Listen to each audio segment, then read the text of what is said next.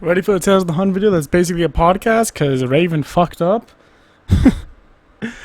So Hellblade Senua Psychosis was one of the games we played as a part of the Indian invasion of this year, 2019. And it was one of the games that I bought way back in December of 2018, mostly because I found a physical copy of the game. And I'm like, fuck yes, found a physical copy, let's go play that game. You know, it came out in 2017 and there's so much love for this little indie darling. I was like, alright, I'm curious. I want to know about it.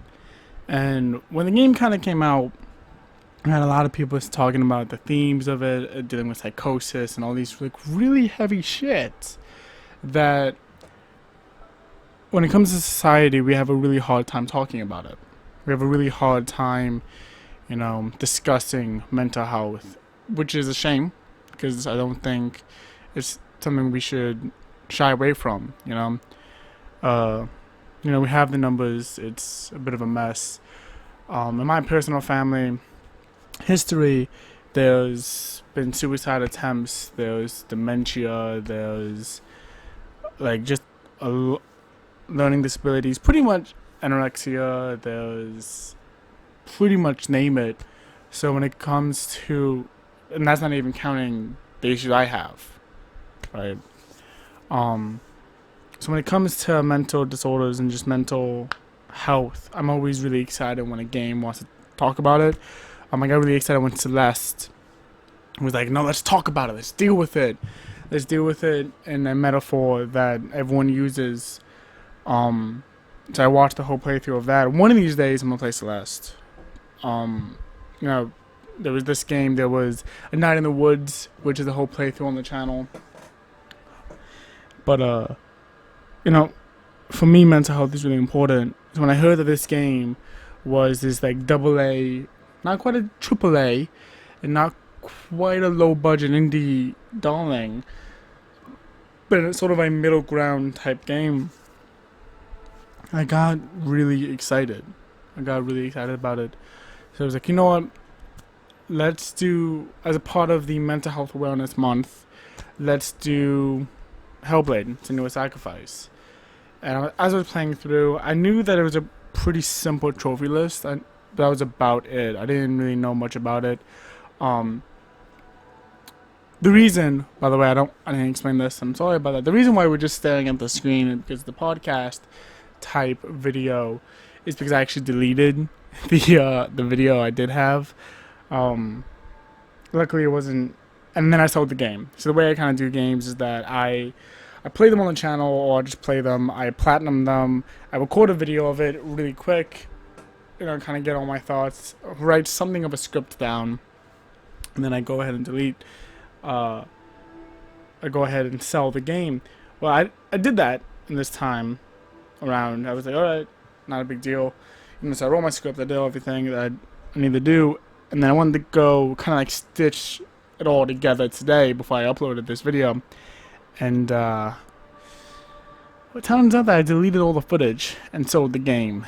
So even I did want to play the game for you guys, I couldn't do that. So back to the tale of the hunt. So I wasn't really worried about it. My biggest concern when it came to this game was just not being good enough. To get to the ending, I did hear that there was something of a permadeath mechanic in the game, even though it's a bit of a lightweight type thing. The way that works is that if you die too many times, the darkness, as it's called in game, more of Senua's mental health actually comes in and takes over. She ends up losing control, and then it eventually kills her. So if you do die too many times, it is kind of a shell shock of a thing. It does end the game, and it's really poignant. Is that what I'm looking for? Poignant? It's impactful. Because it does kind of go back in this thing of, well, it rarely is in mental health, is one thing that kind of ends you. It's one thing that kills you. It's a multitude of things. It's a constant fail success rate that kills you. So I did find that really good. I loved it. So I played through the whole game, and if you did watch the story time, you might have recalled how I only missed one lore rune. Lore stone. What is it? I'm staring on the trophy right now. What are these things called? I'm not sure. The hidden trophy. Why are you hidden? Oh, lore stones. There you go. Lore stones. It's the bottom. It was something that was a bit annoying for us. For me personally, it's like, we just missed one. It turns out that I didn't miss one. I did go ahead and collect all of them without a guide. But I ended up dying in one of the boss fights in the game. And what I didn't know is that when you die in a boss fight, and where the lore stone was in the chapter was right before the boss fight, and there wasn't a checkpoint. Like, you go through the room and then you go to the boss fight, but the checkpoint's at the beginning of the room. So because I died in the boss fight, the lore stone got deactivated. It was like, okay, he died, he didn't get this, so we're not going to count it. I didn't realize that. So when I finished this chapter and I moved on, I was like, oh, I must have missed one. And then when I went back and tried to find it, I was looking for the symbol that I was looking for was no longer the symbol I needed. It was a different one. The way that works is that once you finish a chapter, and if you missed any lore runes, all the symbols kind of move around. So when you play it the first time, all the symbols are where they're supposed to be, and it's not a big deal. If you miss one, however, they move over to the next spot, right? The stone that I missed was the last one in the chapter, so I'm like, all right, not a problem. That should just be the first one in the chapter. Well, it wasn't, and I ended up going and playing through the entire chapter again from the beginning, and just picking up all the lore runes all over again. And if you ever played Hellblade: Senua's Sacrifice, especially once you complete the chapter, it's not a big issue. Like, you're basically just walking around a lonely environment at that point, trying to find these things. But most of the lore stones are really obvious. They're right in your face almost, so it's not a big deal. Like, going back and doing the chapter select thing. So that was alright. That was good. The thing that I really did enjoy about it, though, is that they're spaced out to about where you think they're supposed to be. If you find yourself kind of like playing and like, oh, I haven't found a lore stone in a while, you've either just missed one, or there's going to be one around you. So with that being the only real issue I had on this hunt, it was kind of aggravating to have to go back and do a second playthrough to find this stone. That being said, I did do the second playthrough up to that chapter using the headphones. Now, I did hear this plenty of times before, like in reviews and people talking about the game, that you need to play this game with headphones. You need to play this game with headphones, and they're not wrong. Playing this game with headphones went and made the game from a lighthearted, kind of fun game to genuinely terrifying at points. There were times like I just had to stop moving. I had to put the controller down and just stop. I'm like, alright, I need to focus, and there's so many voices going on in my head right now that I just can't. I need to stop, regroup, and focus. And I did get that chance, but it wasn't something that came naturally. It wasn't something that I even got close to experiencing in the first playthrough that I did on the channel. So if you are going to play this, if you're all going to hunt it, I highly recommend doing it with headphones, just because A, that works, and B, the voices are very helpful, genuinely helpful half the time. They come in and like, hey, there's someone here, hey, there's something going on, pay attention, behind you, you're about to be attacked. And they're not reliable to the point of every time they open their mouth there's going to be something important, but they are reliable enough to be like, oh, I should probably pay attention, which is something that, based off of what I know about Psychosis, is something that's genuinely how that kind of works. So that's interesting. I'm not even sure if I did say it, but this is the one I did with Psychosis. I'm gonna just say that now.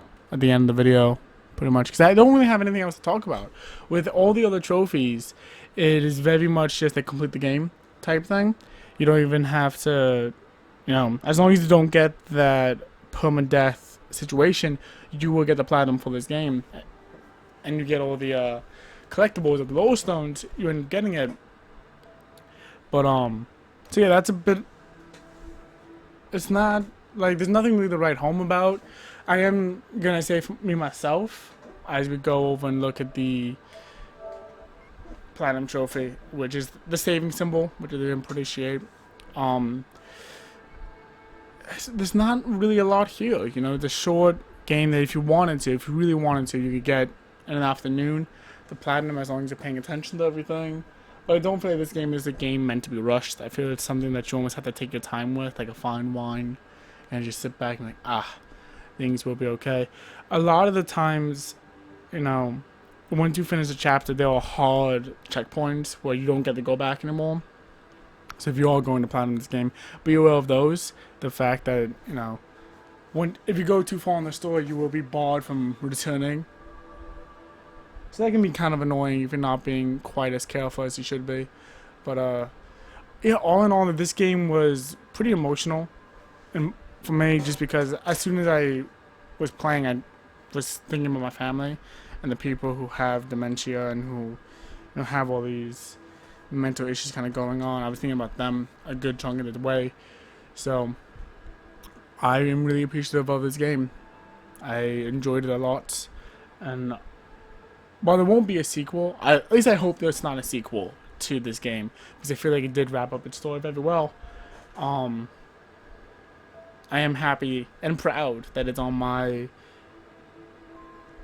list, and with it only being 7.9%, I think it is a game to be proud of. It is definitely something, and a trophy you should be proud of.